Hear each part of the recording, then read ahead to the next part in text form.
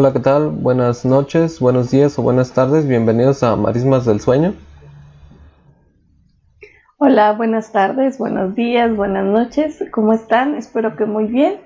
Ahora vamos a hablar de una súper especial escritora que estamos muy felices de, espero, presentarles, y si ya la conocen, nos da mucho más gusto. Entonces, hoy vamos a hablar de la única e inigualable Amparo Dávila.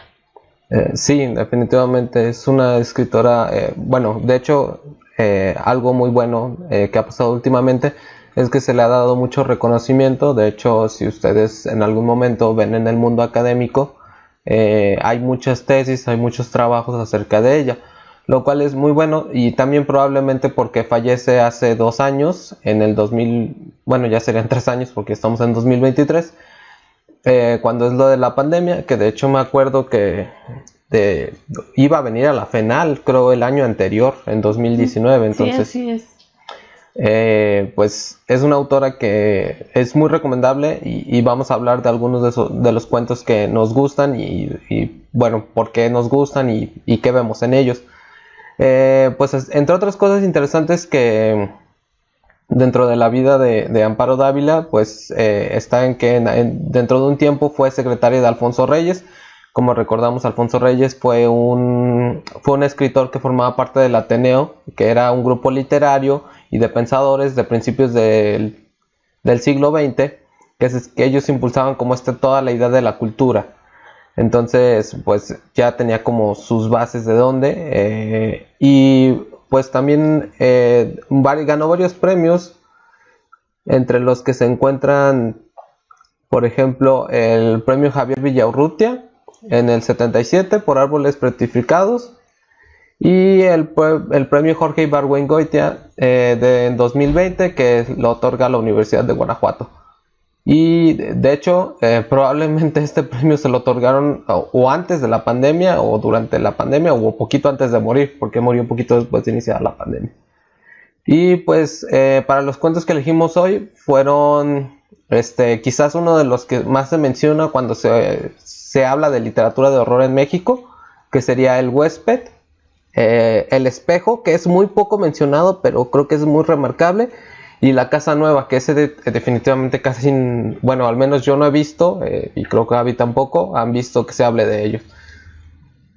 Sí, son cuentos muy recomendables. De hecho, creo yo que ella académicamente está muy bien valorada, pero me gustaría que estuviera también reconocida por el público.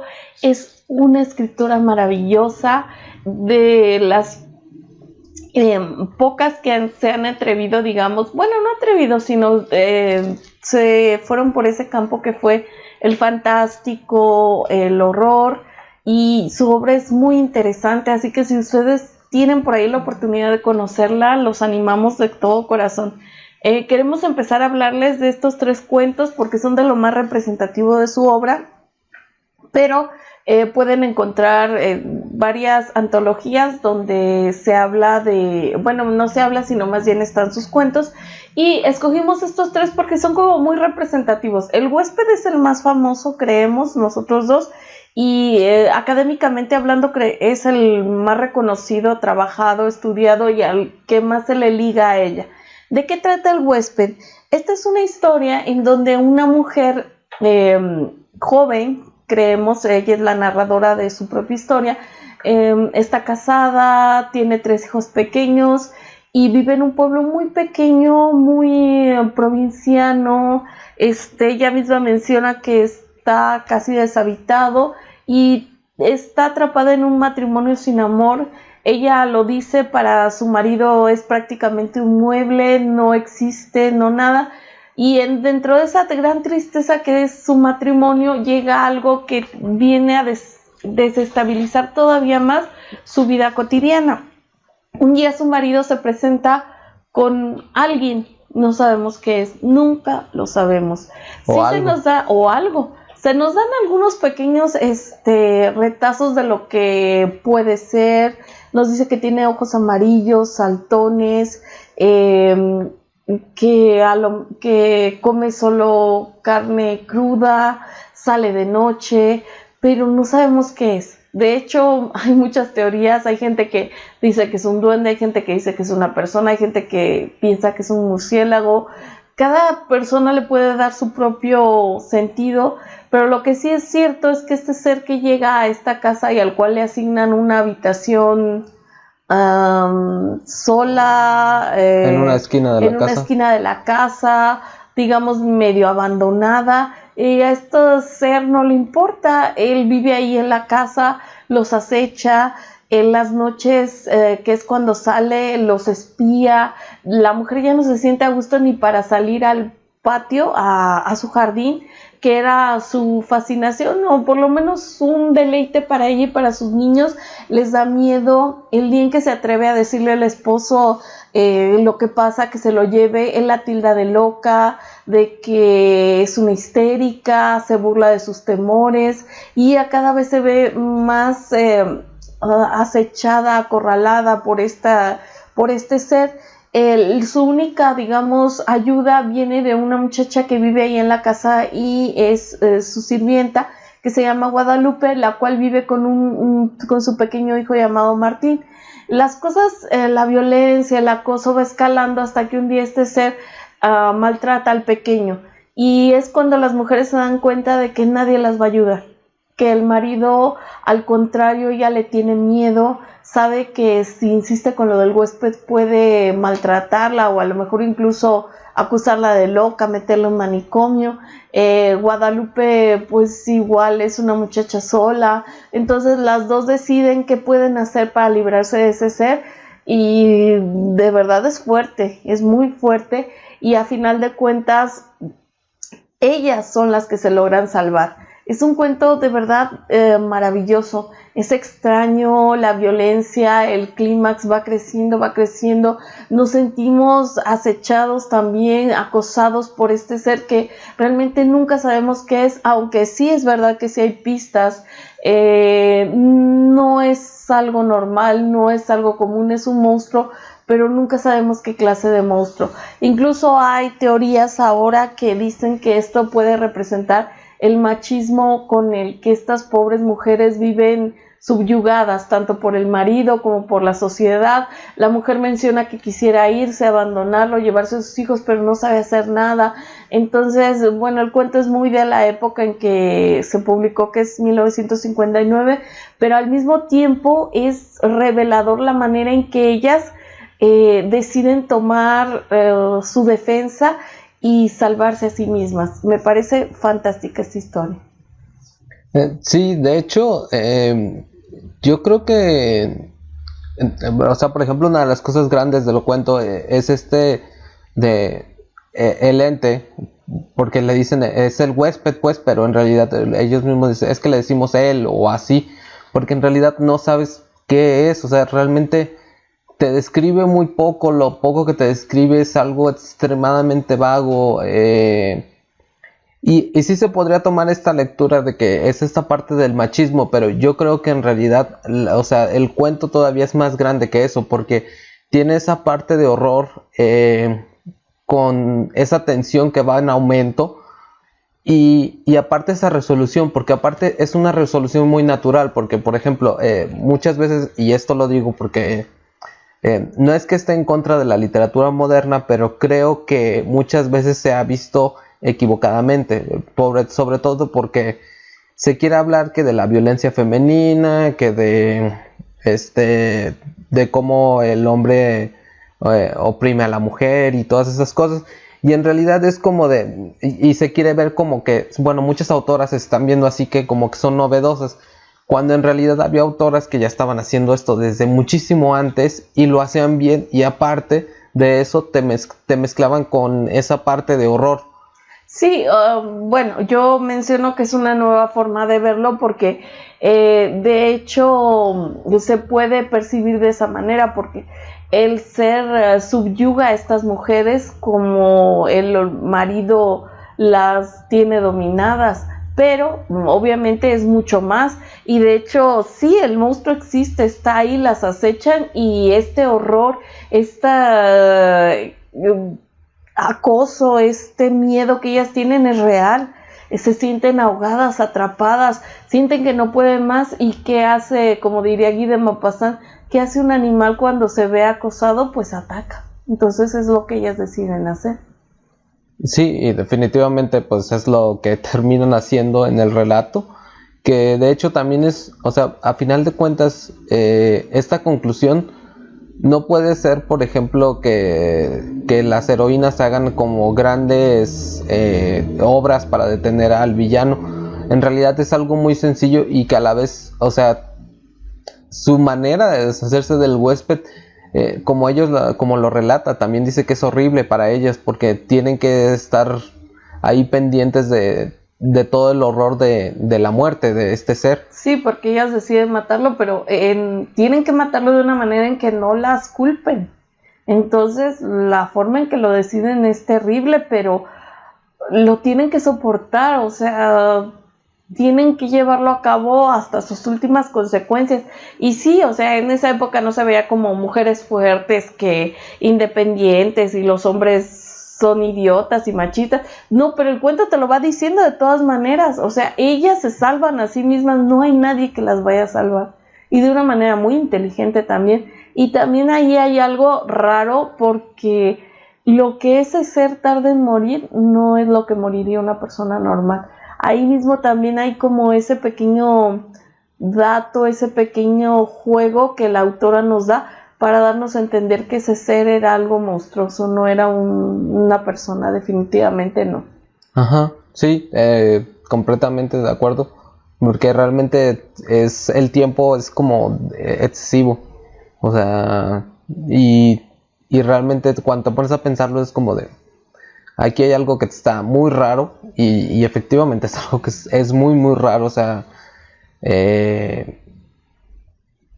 no sé, si yo creo que si hubiera sido escrito, no sé, fuera en Europa o en Estados Unidos, este cuento sería un referente, que Sí. también hasta cierto punto es un referente aquí. Ajá, sí, no, en Estados Unidos, en Europa hubiera sido fenomenal. Luego de repente vemos algunas obras de las que hablan y cómo se asombran de ciertos juegos y ciertas cosas, y pensamos, si vieran esto, lo que hay, lo que se hizo acá años antes, quedarían impactados. Y de verdad es un cuento en verdad fuerte, porque aparte de que el ser nunca sabemos qué es, y yo creo que ahí reside la fuerza de esta historia, de que no la puedas olvidar fácilmente, porque siempre es la curiosidad, ¿qué sería? En realidad, ¿qué es? Ya físicamente, ¿qué es? Porque esos retazos, esas ideas que ella nos dan para imaginarnos mil cosas, pero podría ser incluso. Hay personas que dicen que puede ser un simio, hay personas que dicen que puede ser, pues no sé, varios seres carnívoros raros, pero ahí hay una inteligencia, hay algo más. De hecho, no las ataca de repente, no las ataca al momento, lo está planeando, se va acercando, va haciendo digamos, pasos lentos para llegar a su fin, que obviamente es, no, la verdad no sé si matarlas, pero por lo menos atacarlas, tanto a ella como a los pequeños. Y pues yo pienso que ese es el gran mérito de este cuento, nunca decirte lo que es, para que siempre te estés imaginando lo que puede ser, y te da para muchas lecturas esta historia. Sí, aparte también el contraste que hace el marido, porque el marido siempre dice, es que es un ser inofensivo, y en realidad es como de, ok, pero o sea, ¿qué ser inofensivo será realmente? Por lo mismo, o sea, te queda tan ambiguo. Uh-huh. Sí, él les dice, cuando le dice a ella que está loca, que es inofensivo y demás, al mismo tiempo, a mí siempre me ha dado que pensar que él no está ahí en la casa, él las deja con él, se va de viaje, realmente él no quiere estar, y no sé si lo puso ahí para amedrentarlas, para vigilarlas, para hacerlas sufrir, pero a mí me da un poco esa idea también. Sí, es que, bueno, o sea, realmente esa es la magia del cuento, o sea, que tiene tantas vertientes que se puede ver desde muchos puntos de vista. Y pues bueno, con eso en mente pasamos a otro cuento, que en este caso sería El espejo. Ujú. Este cuento es sensacional. De hecho, entraría en una categoría que se conoce como weird fiction, en la cual no hay una explicación a las cosas que suceden en el relato. Ustedes dirán, pues tampoco hay una explicación a lo que es el huésped. Sí, pero de alguna manera sí hay elementos tangibles para saber que es un ser físico, que es un monstruo, que las va a atacar y demás. Pero en este caso es muy, muy extraño. Es un cuento no tan conocido, pero cuando la gente lo lee, queda bastante encantada con él. Es la historia de un hijo y una madre que están solos, son muy unidos, se quieren mucho, hay mucha confianza entre ellos y de hecho el cuento lo menciona que tienen una buena posición social y que el hijo tiene un muy buen trabajo. Tan es así que se la pasa viajando de manera nacional, internacional y tiene a su madre con todos los lujos, con todos los cuidados. Y sin embargo, un día ella, su madre, tiene un accidente, se rompió una pierna, la tienen que llevar al hospital y él manda a decir que pues que las mejores doctores la cuiden, que estén al pendiente de ella, que él ya va a llegar, pero bueno, que le den todos los mejores cuidados, que esté en el mejor lugar. Y se va enterando de poco que su mamá, que al principio parecía estar bien, obviamente pues adolorida y demás, empieza a decaer muy rápidamente. Los doctores le mencionan que realmente no saben qué tiene, pero se ve enferma, se ve cansada, se ve desgastada. Y inmediatamente él va a verla, la encuentra pues bastante decaída, empiezan a hablar y ella es, como él le tienen una relación como amistosa en realidad, más que a lo mejor de madre e hijo. Ella le confiesa que en realidad no era tanto la cuestión física de su enfermedad, no la enfermedad, más bien el accidente, sino que hay algo en ese lugar que le está enloqueciendo y que él es a la única persona a la que le puede decir, porque es a la única persona a la que le puede tener en realidad esa confianza. Y hablando, le platica que hay un espejo en ese cuarto y que a cierta hora de la noche ella ve que ese espejo deja de ser un espejo y se convierte en una especie de puerta a otro mundo, a otro lugar, y que teme estarse volviendo loca, que está viendo alucinaciones y demás, y su hijo decide quedarse a pasar esa noche con ella para ver qué sucede y piensa que más que nada son pues a lo mejor delirios, tristeza, soledad de estar ahí ella en ese, aunque es un lugar pues digamos de muy buena calidad, pues de todas maneras está sola y demás. Cree que realmente son delirios, parte del accidente y todo esto, hasta que él descubre que en realidad lo que su madre está viendo es verdad. Sí, de hecho, bueno, aquí lo interesante en el cuento es que el cuento simplemente, bueno, a mí esa es la idea que me pareció desde que yo lo leí, es que lo que te está mostrando son dos personas que se encuentran frente a algo que no pueden comprender. Entonces, y creo que esa es como gran base del horror, o sea, ya lo decía Lovecraft, decía que el miedo más grande era el miedo a lo desconocido, o sea, el miedo a algo que no entiendes, que no conoces y que no puedes comprender. Y creo que eso es lo que pasa aquí en este cuento, porque en realidad el cuento no te da pauta para que puedas interpretarlo de otra manera, o al menos esa es mi interpretación muy personal, porque solo te dice que ellos se enfrentan ante eso y que en realidad no saben qué hacer, porque pues no hay como que forma de hacerlo, pues, o sea, realmente quizás la única opción sería irse de ahí, pero en realidad no lo pueden, o sea, no pueden hacer como algo con ello, no pueden enfrentarse a ello, o sea, realmente no son simplemente espectadores, y llega un momento en que quedan tan estupefactos con lo que están viendo que el muchacho decía que sentían ganas de adorar lo que estaban viendo porque era algo que lo sobrepasaba completamente, que es la idea de lo que es Dios. O sea, Dios es algo que está fuera de nuestro nivel de entendimiento, de nuestro nivel sensorial, de nuestro nivel de todo. Entonces esa puerta, esa ventana que ellos están viendo los deja aturdidos, asustados, pero en realidad, ¿qué pueden hacer?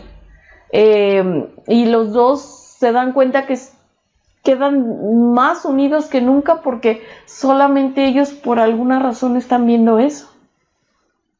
Ajá, sí, o sea, bueno, vuelvo a la idea, vuelvo a lo mismo, o sea, realmente pues es algo con lo que no sabes cómo enfrentarte porque realmente no lo conoces, o sea, realmente, y esa era,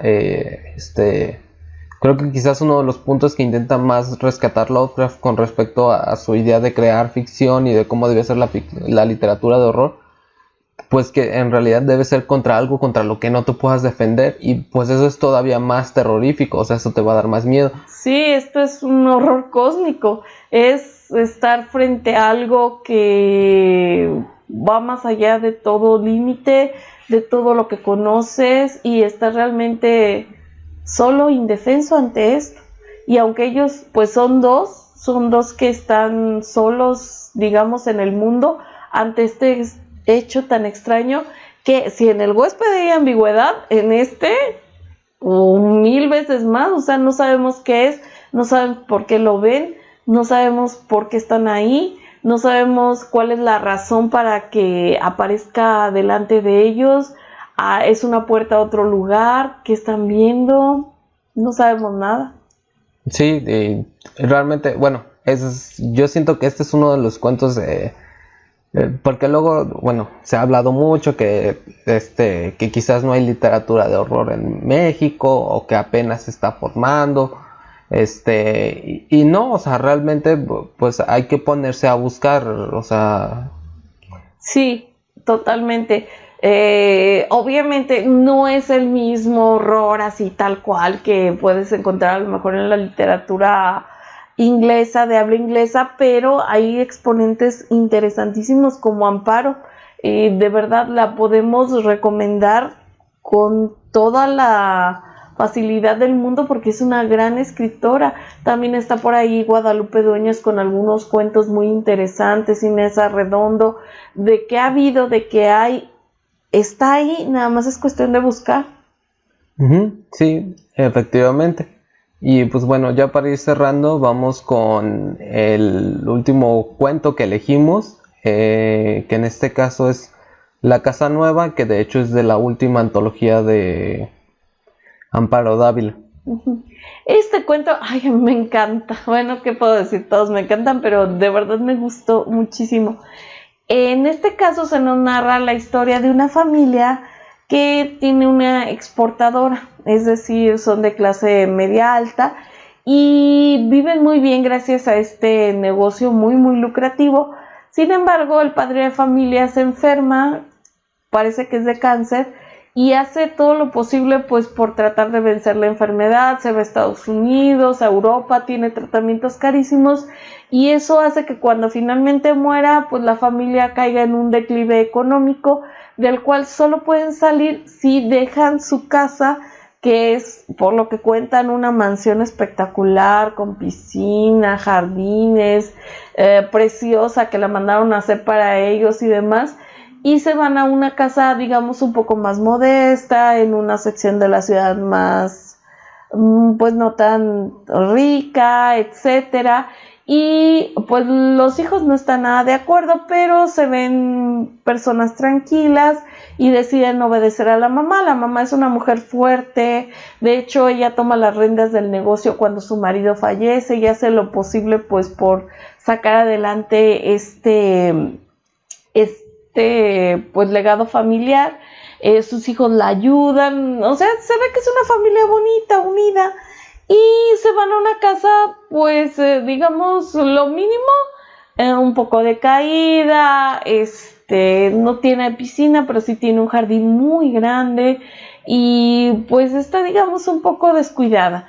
Pues todos se deprimen cuando llegan a ella, pero la mamá trata de levantarles el ánimo, les dice que la van a pintar, la van a arreglar, que le van a hablar a una persona que pueda tener el jardín en orden y demás, y pues trata de levantarles el ánimo. Sin embargo, la hija mayor empieza a verse acosada por algo o alguien que vive en esa casa.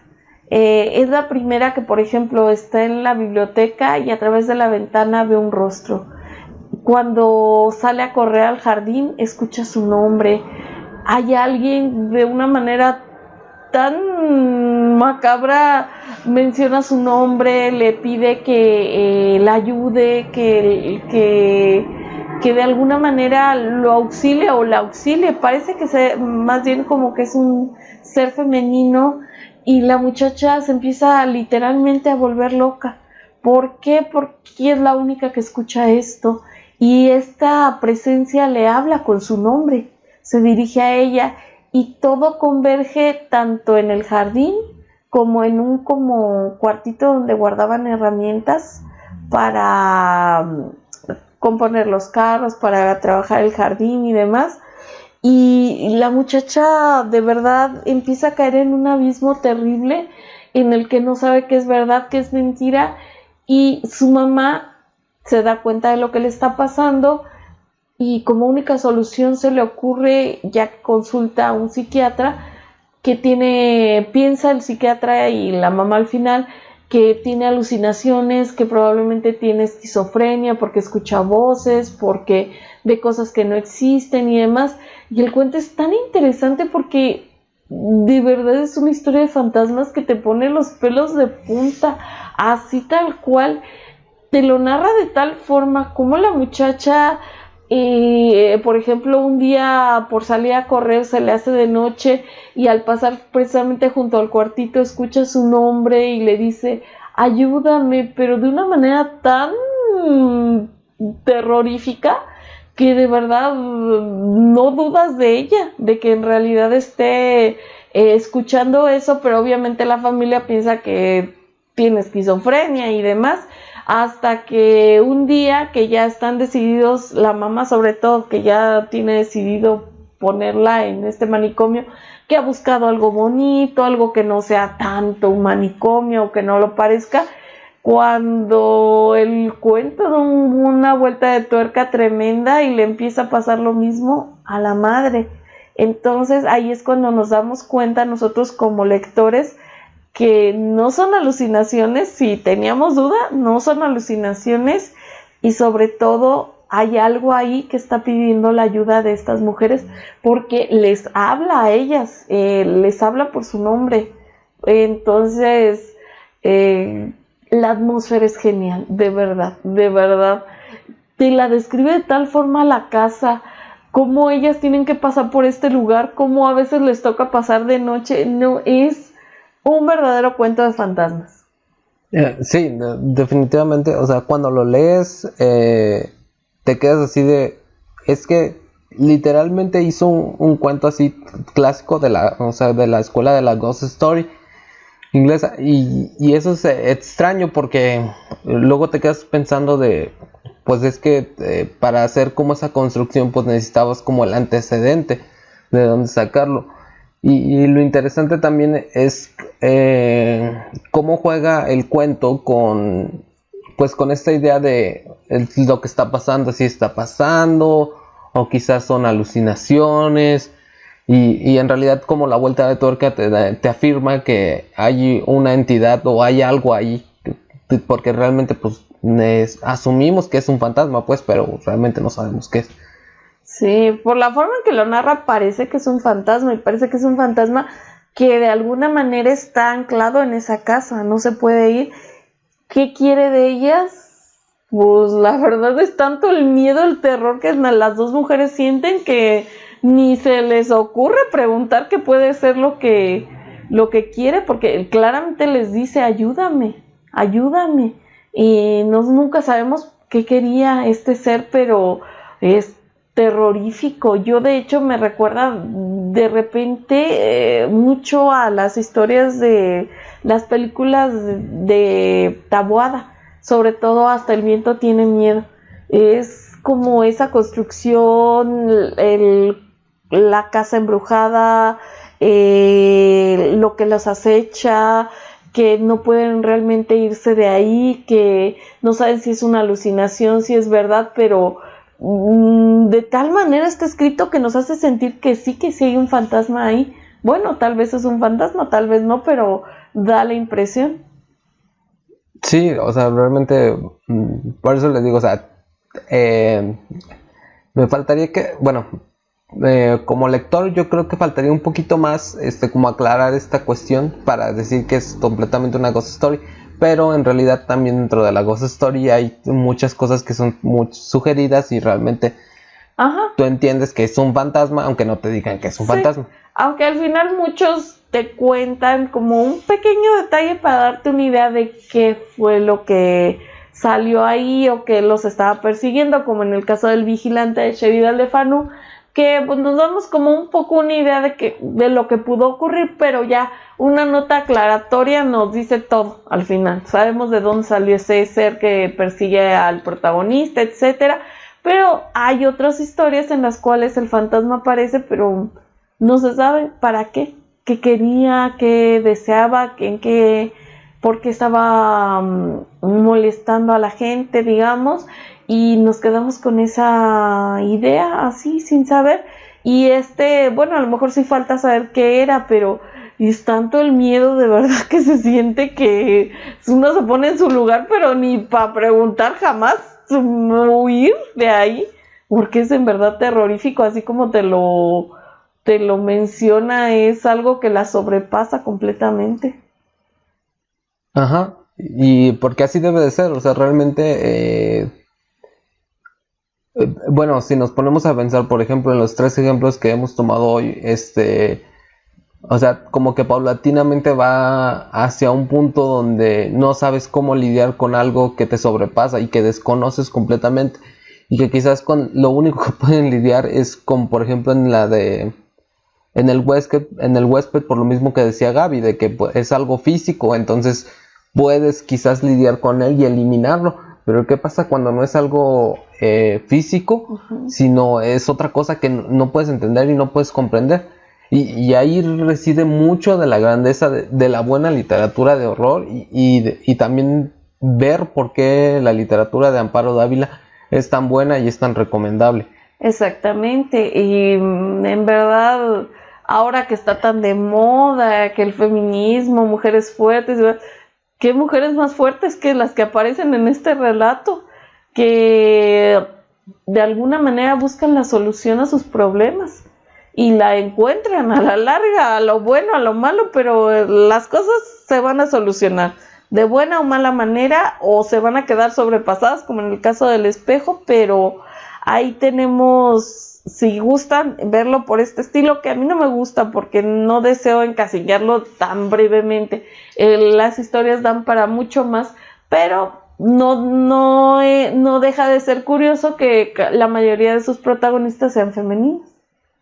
Sí, o sea, por ejemplo, bueno, otro relato que a mí me gusta mucho es La Quinta de las Celosías, que hace como una especie de cuento de Mad Doctor con una mujer que está obsesionada con la muerte de sus padres. O sea, es un cuento muy, muy raro. O sea, un científico loco con esta mujer. Es muy extraño, pero interesantísimo también. O por ejemplo, El Último Verano, que es de una mujer que tiene un aborto, y o sea, y habla de, por ejemplo, el rechazo que ella tiene a tener más hijos, porque ya se considera una mujer grande.